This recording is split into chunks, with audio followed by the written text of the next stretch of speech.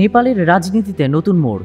Gen Z তরুণদের আন্দোলনের চাপে যিনি প্রধানমন্ত্রী হয়েছিলেন সেই সুশীলা কার্কিকে এখনই তাদের পদত্যাগের দাবির মুখে পড়তে হচ্ছে। রোববার 14 সেপ্টেম্বর মধ্যরাতে প্রধানমন্ত্রীর কার্যালয়ের সামনে বিক্ষোভ করেছে একদল তরুণ।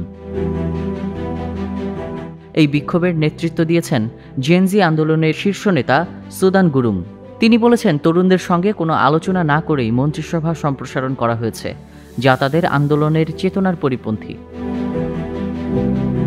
প্রধানমন্ত্রী কার্কি সম্প্রতি ওম প্রকাশ আরিয়ালকে স্বরাষ্ট্র ও আইনমন্ত্রী, রামেশ্বর খানালকে অর্থমন্ত্রী এবং কুলমান ঘিসিংকে জ্বালানি মন্ত্রী হিসেবে নিয়োগ দিয়েছেন।